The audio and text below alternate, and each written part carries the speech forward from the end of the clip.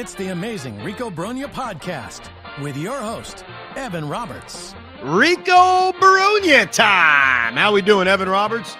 Another brand spanking new edition of Rico Brogna. Thank you very much for downloading, subscribing, rating, doing whatever the hell you do with podcasts. We appreciate your support. This is a part 2 edition of our 2024 report cards. If you missed part 1, you can go back into the archives. We went through all of the different pitchers that the Mets employed during the 2024 season. Now we move on to position players. And believe it or not, the Mets employed, are you ready for this? 24 different position players over the course of this season, which I got to be honest, off the top of my head, doesn't feel like a very big number when you really think about it.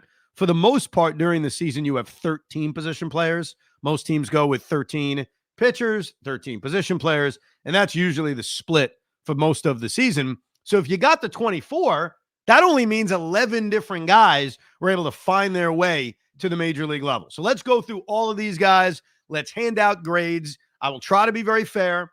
There were a lot of Met fans who were not pleased with some of my grades. They thought I was a tough marker when it came to the pitching. Well, listen, I'm a tough marker. That's just the way it is, man. So let's kick things off with a guy that I'm pretty sure that 95% of the audience does not remember being employed by the New York Mets in 2024, and that is a catcher by the name of Joe Hudson. Hoff, do you remember the existence of Joe Hudson at all? No, I do not. Well, there's nothing to be embarrassed by. Joe Hudson never got a plate appearance. He was a third catcher the Mets called up very briefly when they were dealing with some injury questions. I think Francisco Alvarez was banged up. They weren't sure if he was going to go on the IL, so they decided, hey, let's just give ourselves a third catcher. So Joe Hudson was here. He got into one game. I think he caught like 2 innings, never got a plate appearance. And so for that, I'm going to give Joe Hudson a C. Like, he was on the team, man. He existed, and he never did anything that pissed us off. That takes a lot, Pete. Most of these guys, even if they were here for 35 seconds, did something to piss us off. Ask Eric Orsi. But in Joe Hudson's case, footnote in 2024, and that's why I give him a halfway decent grade. I mean, you didn't really give us the breakdown of the 2 innings he caught, so maybe it was a bad, rough couple innings. I'm going to give him an F because, I mean, he didn't do anything. An F? Oh, my God. You're the worst. By the way, just to be accurate about this, he literally caught 1 inning. Okay, so it was not 2 innings. It was 1 inning, and he has no stats. So nothing bad happened. Nothing good happened. It was a very forgettable 1 inning that Joe Hudson caught for the New York Mets. Player number 2. And I remember in spring training, we spent way too much time talking about this guy, and he shouldn't have made the team, but he did make the team. And the only saving grace that he had is that he's a Jet fan. Poor him. Zach Short. Remember Zach Short, Pete? Yeah, of course I remember Zach Short. Yeah, he gets a nice F minus. That, you know, we talk about, honestly, real quick, we talk about David Stearns and what he did right. That move was a wrong move. What he did right was cutting his ass as soon as possible. Yeah, I give him credit for eventually DFAing him. Look, Zach Short, I'm not going to kill for the offense. He was 2 for 12 in the brief time he was here. What bothers me is that we were told he was good defensively and made a lot of miscues in the short time he was here. Early on, obviously, that opening homestand of the series of the season against Milwaukee and Detroit. So when we're told a guy's going to be solid defensively and he's out there making miscues at third base, that's a little bit of a problem. But luckily, you're right. I think that's the one compliment you can give David Stearns for the mistakes he made and bringing guys like this in. You got rid of him quickly. I think the other negative with Zach, again, not his fault necessarily, is that, to me, if you go back to spring training, right when spring training ended, Mark Vientos needed to be on this team. And I say that long before Mark Vientos was proven to be one of the great young sluggers in Major League Baseball. My attitude then was, let's see what we got. Let's see if there's something there with Mark Vientos. And the Mets did not do that to begin the season. Revisionist history could tell you that maybe that benefited Mark Vientos. Maybe spending a month in the minor leagues actually helped him, and we don't get the same production with him being handed a major league roster spot. But remember, Mark Vientos wasn't here, and Zach Short was. I'm with you. I'll give him an F. I'm not going to give him an F minus. That's too harsh, but I'll give him an F. Eddie Alvarez. Eddie Alvarez, of course, the famous speed skater, was acquired after September 1st, spent a couple of weeks up here. The compliment was he was really good defensively, when he was out there at second base and shortstop. The problem was he couldn't hit. And we saw that when he came up here because he never got a hit. He was 0 for 9 in his time here. And then eventually the Mets DFA'd him. They called up Luis Angel Acuna. But because of his solid defense, I'll give him a C-. Yeah, I'm giving him a C- not because of his solid defense, but he also pitched well too. So that's right. He got it. He's one of the handful of guys, Luis Torrens is the other, who got into a game as a position player. Next up, Luis Angel Acuna. I think going into the season, we would have thought, hey, maybe Acuna will come up here and maybe he'll get an opportunity to be, let's say, the everyday second baseman or the everyday center fielder. Obviously, the role he had was not ideal. Francisco Lindor was dealing with the back issue. He comes up, he gets an opportunity to play, and he was really, really impressive. He had 308 when he was up here, hit 3 home runs. And I think the reason I'm going to give him an A, like I'm literally going to go all the way up and give him an A-, is it is not easy as a young player who did not have the greatest year at AAA to come up and perform in the midst of a pennant race. Like, this wasn't September call up, let's see what we got. This was, hey, we need every game, and you're filling in for a guy who's had an MVP season. I thought Acuna couldn't have been better with the limited time he had up here, and then obviously was on the playoff roster, came in late for defense, came in late as a pinch runner. For the limited amount of time he was here, only getting the 40 plate appearances, Luis Angel Acuna has earned, in my opinion, an A. Yeah, I mean, that's it's tough to give him an A, but he was electric. I'll give him a B plus. And I'm not. It's not that shouldn't be a slight. I don't think he gave it. He didn't have enough time in the majors, but he was electric. That's for sure. Next up is Ben Gamel. Ben Gamel only hit 217 while he was here, but he did draw a lot of walks. Had a 400 on base percentage. I thought he was actually not terrible when he was here. He was solid defensively. He actually got a couple of big hits. Eventually got DFA. They didn't have room for him. I would give Ben Gamel a very average C. He was not the disaster when he was here, but he actually was relatively productive for maybe the expectations that we had for him. I mean, I had no expectations, and I thought that, he as an outfielder, he's okay. So, yeah, the C's fine. I'll agree with you on that. Let's get to the guy. I'm going to give you his grade before I tell you the player. He gets an F-. I've never handed out an F-. I don't even know if F-minuses exist. But when you think of Joey Wendle and his time with the New York Mets, whether it was not throwing home on that play against Chicago in late April and trying to turn a double play, which was asinine, helped cost them a game, his defense was putrid for the time he was here. And oh, by the way, he didn't hit.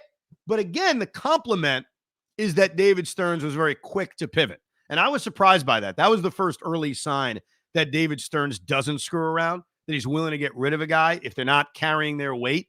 Joey Wendle signed a major league contract. He was making $4.5 million. That's usually a guy you're not DFAing the first week of May. And the Mets did that. So compliment to David Stearns for realizing his mistake. But Joey Wendle is one of those guys. Like, if you're making a list of worst Mets from 2024, I put him all the way at the bottom. F-, for Joey Wendle.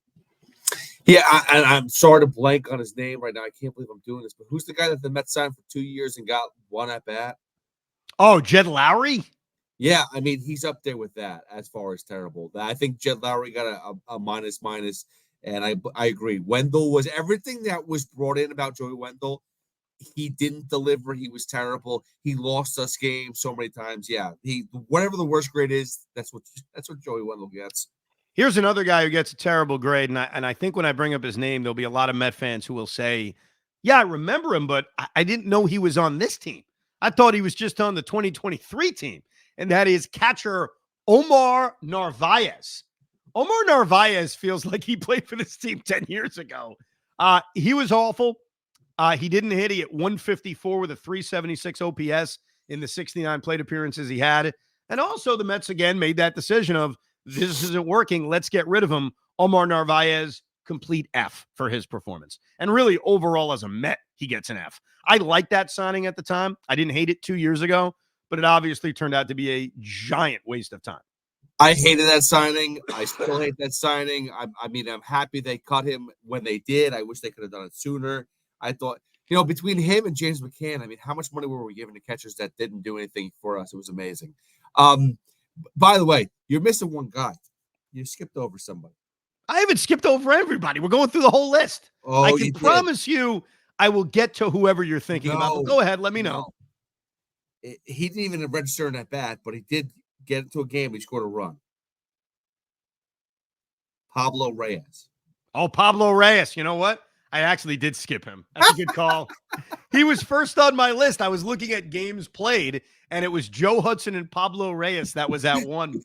You're right. Pablo Reyes came up for about 30 seconds, never got an at-bat, was the pinch runner extraordinaire after September 1st when rosters expanded. Good call by you. I was going to miss Pablo Reyes.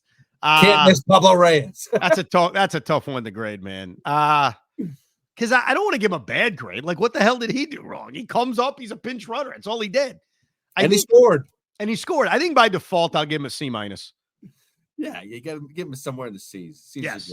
I'm going to grade this guy a lot higher than people would imagine because I actually thought when he was out there in 2024, he was not bad, and that's Tomas Nido. Tomas Nido obviously came back. Francisco Alvarez got hurt earlier this season. He was going to just be the backup for Omar Narvaez, and then Tomas Nido outplayed him. And I know overall his production isn't great, but he did it 3 home runs, and I thought was better offensively than the very, very low expectations one had for him. Eventually, he did get DFA'd. Turned out to be a great choice because they found a good backup catcher in Luis Terren, or a better backup catcher in Luis Terren. But I thought if we're just judging this season, we're not including years past, I would say Tomas Nido was like a C+. I don't think he was as awful as he's been in the past. And it was tough circumstances, obviously, with Francisco Alvarez being out.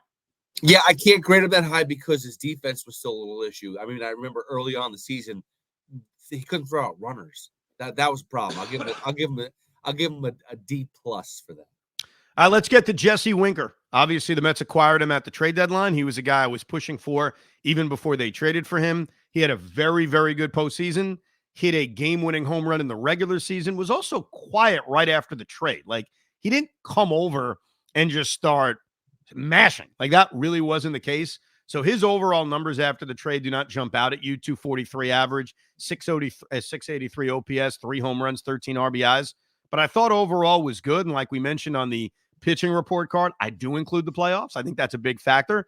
And for that, I'll give Jesse Winker a B-, especially in the postseason, brought that grade up because he was the guy that needed to be the everyday DH. We were all upset when, for whatever reason, Mendy continued to show loyalty to J.D. Martinez in games 3 and 4 of that National League Championship Series. And I think if you ask most Met fans, and we'll certainly do a pod on this coming up in the next week when we talk about the Mets free agents and who they should retain, Jesse Winker, I think, is pretty high on the retain list for most Met fans. And for that, I'll give him a solid B-. Yeah, I'll give him a B-. Again, it's more about what the moments that he had were big. They weren't consistent, but they were big enough to get into that, like, impactful grade. So he got a B-. One of the underrated but really good moves by David Stearns over the course of the season was getting Luis Terren for nothing. Terren was just hanging out, basically, in the Yankee farm system. And Terren did a few things that I don't think his overall numbers will tell you. And obviously, he ended up just being the backup catcher. We barely saw him in the postseason. But a few really big positive things that Terren did. Number one, I thought he made the play of the year. When you go back to how this season turned, and we do have a podcast about that coming up during the offseason, it's the game in London. It's the second game in London. And Luis Terren turning that really unique 2-2-3 double play, which was not the easiest play in the world. I thought he showed a lot of poise. Was one of the most important defensive plays the Mets made all season. He also hit when he first came over. He was a productive player. And all year long, even with a pitching staff that struggled so much to keep guys close, to keep guys from stealing, Luis Terren threw people out at a ridiculous clip. So even though his bat cooled off majorly over the final month of the season, I don't think we can forget what Terren added defensively, what he added with his stick, and some of the important defensive plays he made. And for that, Luis Terren has earned a very solid B grade from me. Yeah, I'll give that to you too, because I mean, Terren came in and just definitely did the defensive job that we needed. He had some big clutch hits. And again, I think towards the end of the season, he wound down, but again, solid enough. B is good. Brett Batty. This was a lost season for Brett Batty. Let's call it like it is. The third base job was his. I thought they stayed with him longer than they probably should have. Vientos was taking that job away. I'd say a couple of weeks before they actually took it away from him. He then goes to the minor leagues, proves he can continue to hit. He's on his way to coming back. Unfortunately, suffers that fingers injury. I think it was a finger injury, and missed the majority of the rest of the season. But it's a lost year for him. He had an opportunity. It was all there right in front of him, but he didn't hit. And I think there's a lot of uncertainty around Brett Batty moving into the future. Is he going to be on this roster in 2025? If he is, what's his role? Like, Brett Batty is now in that spot that I think Mark Vientos is in, where you just got to hit so much to kind of earn your job out of nowhere. Like, you're going to have to force the issue. But Brett Batty had a very, very bad season all the way around, and for that, he gets an F. I can't give him anything higher than that. I mean, it was all right there for him to be the third baseman for the New York Mets, and quite frankly, he blew it. I'll give him a D because of one thing. His defense actually got a lot better. Yeah. That was the one part of his game that did improve. Offensively, though, he was terrible. And especially for somebody that's so highly touted to be an impact player, he did nothing offensively. DJ Stewart somehow hung around a lot longer than any of us could have expected. He somehow got 194 plate appearances. He ended up hitting 177 with 5 home runs and a 622 OPS. He became the Daniel Vogelbach of 2024, this lumbering left-hand hitter who's got a great eye and nothing else. That's essentially DJ Stewart. So I want to give him like a D, only because somehow he survived. Like, somehow him getting through an entire season without being DFA'd, maybe it's because he had options that probably helped him out a little bit, is kind of crazy to me. But it's a failing grade. It really is. And I don't apologize for what I said a year ago, because I get a lot of crap for, Evan, you said he earned the roster spot. He did. And then he unearned it. Like, he earned this opportunity, and then he did nothing with it. Hopefully, we will not have to see DJ Stewart as a New York Met again, and he is a casualty of a non-tender. But I'll give DJ Stewart an F. Yeah, I'm going to give you an F for that suggestion. Oh, boy. All right, let's get to the good ones. We are down to the final 11 New York Mets. Number 11, Jose Iglesias ends up hitting .337 with an .830 OPS. And the one stat you can't calculate is how good of a song OMG is, and how it will live in Met history, and how maybe that song and maybe his energy really helped catapult the Mets in a way that his stats can't even tell you. But his stats were awesome, to the point where he did become the everyday second baseman. He played Gold Glove defense over there. It became easier once Jeff McNeil got hurt to just say he's the everyday second baseman, but because before that, he was still a part-time player. He struggled in the playoffs. Maybe he ran out of gas. Maybe the Cinderella story finally ended for him. Does that bring his grade down maybe slightly? It may, but he's still an A. Like, giving Jose Iglesias anything but an A would be the worst grading ever, even worse than my second grade teacher. So Jose Iglesias, an A for you. Wonderful season all the way around. Very important in contributing to the success of this team. OMG only has 4.6 million views on YouTube. I don't know what his actual record sales are. I think it's a little low, considering we heard that song every day for about 3 or 4 months. So I'll give him an A- for that. You're tough. This is going to be a tough one to grade. Starling Marte. He only played 94 games, only had a .715 OPS, only hit 7 home runs. But, and I think this is what's going to bring him up for me, he played in October, so he was healthy at the right time, which is the opposite of what happened in 2022 when he was unhealthy at the wrong time. He ended up playing in that series against San Diego, but was clearly compromised. Didn't play against Atlanta. So if you ask yourself, would you rather have the Starling Marte of this season, in which he missed half the season, wasn't very productive, but come playoff time actually played and played reasonably well? Would you take that guy, or would you take the guy from 2022 who didn't show up at the right time? Look, overall, Starling Marte hit.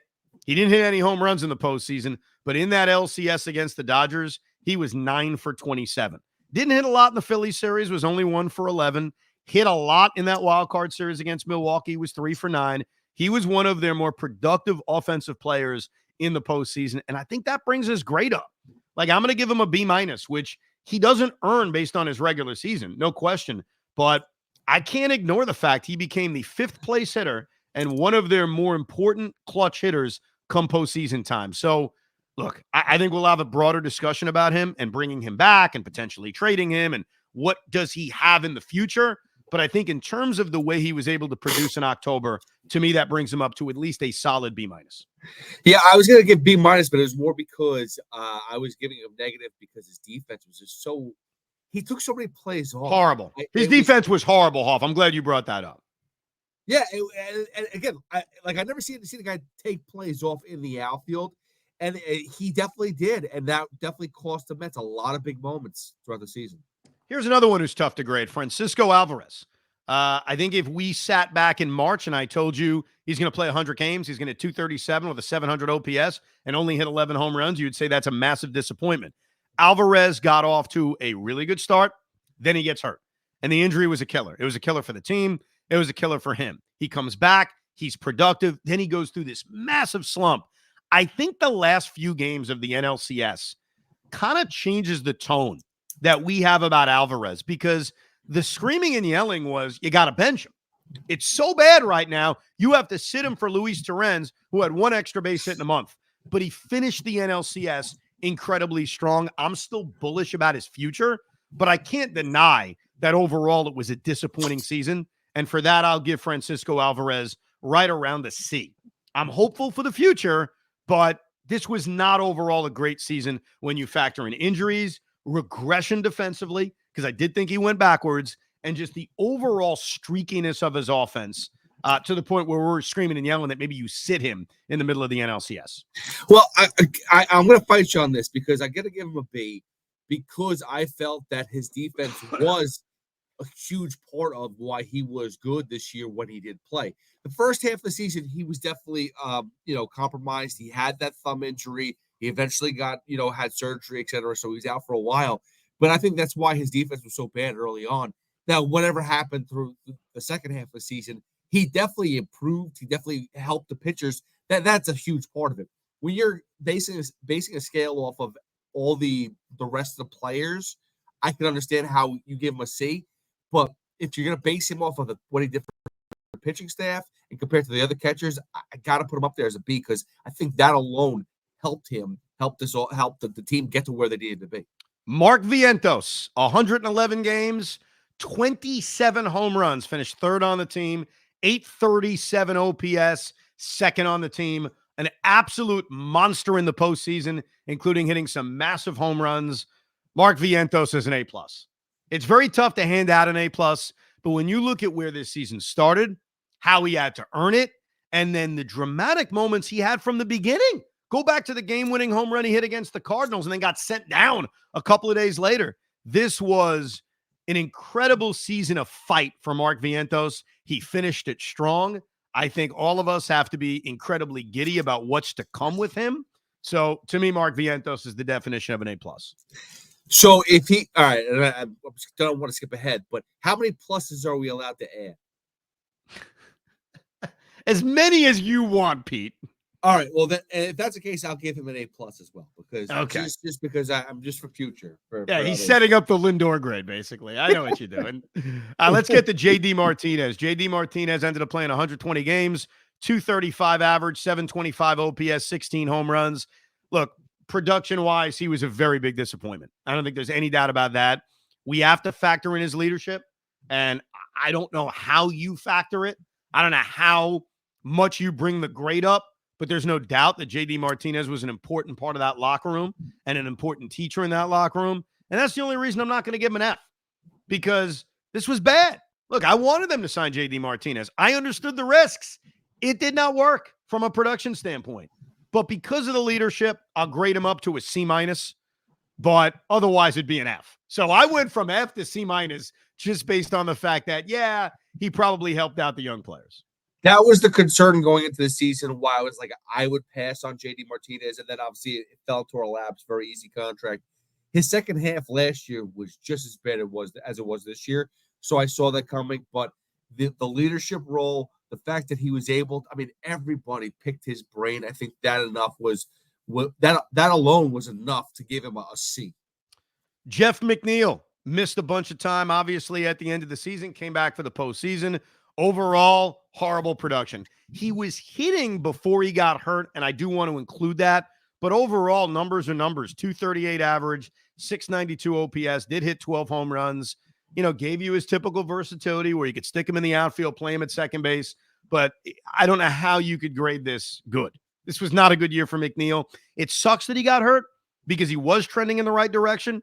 He was very productive in the second half of the season, which will bring his grade up a tick. But that's a C- year from Jeff McNeil, and I'm probably being generous. It probably should be in the Ds, but because of the fact that he finished relatively strong before he got hurt, I'll give him the C-, but it's a C- for Jeff McNeil. Yeah, relatively strong is whatever. It's relative. D, that's fine. Tyrone Taylor. Look, Tyrone Taylor's overall numbers aren't going to jump out at you. 700 OPS, 7 home runs, 250 average. But Tyrone Taylor became the everyday center fielder. And he was producing when it mattered the most in September, not really into October because he didn't produce much in October, but I think becoming the everyday center fielder the way he did earns him some points. So I'm going to give Tyrone Taylor, especially for the expectations one had for him, as a B-. In an ideal world, he's a fourth outfielder. I think he will be a fourth outfielder on this team in 2025, but he had some big hits, especially in September. B- for Tyrone Taylor. I give him a C. I don't think I understand that he had big moments, but I don't think he was. I feel like everyone's upgrading him a little bit too much, in my opinion. Harrison Bader. Look, ultimately, I was right about Harrison Bader. He's a fourth outfielder. He may not have been treated like a fourth outfielder earlier in the year, and he was getting a ton of big hits early in the season. Had a big one against the Cardinals down to their final strike, base it up the middle. He had a lot of those. But ultimately, Harrison Bader cooled off big time. He almost became, I don't want to say unplayable, because he still gave you value defensively in center field, but could not hit a lick, lost his center field job. I'm not opposed to Harrison Bader being on my baseball team as long as you understand what he is, which is a fourth outfielder. But overall, I'd say it's a C for Harrison Bader in 2024. I agree, C. I think that his defense, though, still puts him at that upper echelon. Like, he's important for those late inning, just substitutions. Like, to go in there and sub in for whether it's Nimmo, whether it's Marte, he's an important piece to the puzzle, in my opinion. His bat's not what we're looking for, but let's see. So here's a guy who this season statistically gave you his worst statistical season of his major league career. His batting average was down 50 points. His OPS was down 102 points, but he hit the same amount of home runs and drove in more runs. And the guy we're talking about is Brandon Nimmo. Brandon Nimmo ended up hitting 224, which is the lowest batting average he's had since 2019. Remember, he's a 260 career hitter. He had an OPS of 727. Remember, his career OPS is over 800. He did increase stolen bases. Had a career high 15 stolen bases, hit 23 home runs, one off his career high from a year earlier. His overall numbers are not good. Here's where his grade, to me, is actually going to be better than maybe his overall numbers. In the first half of the year, just the first half, you had an argument on who the Mets MVP was. It was a neck-and-neck argument in terms of big hits and production between Brandon Nimmo and Francisco Lindor. A whole season matters. Like, yeah, you can grade up or down based on what happens in the final month, and he was terrible at the end. He wasn't healthy. I don't think there's any doubt. But I cannot ignore that in the first month of this season where every win matters, the Mets made the playoffs by one freaking game. So we can't say games don't matter. Brandon Nimmo was very, very productive. So I think his numbers would warrant like a C-, but I'm actually going to give Brandon Nimmo a B-. I am. I thought that until the end when he was playing on one foot, he was a relatively productive player. He adjusted well to being moved all over the lineup. He stole more bases once he was out of the leadoff spot. So it's not his best year. Again, statistically, it's his worst year. But I'll give Brandon Nimmo a very respectable B- for his entire body of work. I'll give him a C+, but he confuses the hell out of me. Why, after being taken out of the leadoff spot, do you then steal bases? Like, what are we doing here? What was the message being sent? And I think that the Mets fan gives Brandon Nimmo higher grades because he's our guy, like Michael Conforto. People love Michael Conforto. He just never was going to be this guy that we want. He was never going to be a superstar. He was never going to be the leader. He's better than Michael Conforto. Don't do this. Well, fine, that's fine. If he's better than Michael Conforto, that's fine. But he's not as good as we make him out to be as Mets fans. I'm sorry. Let's just hope that statistically this was a down year and he will get back to his overall career numbers. Francisco Lindor.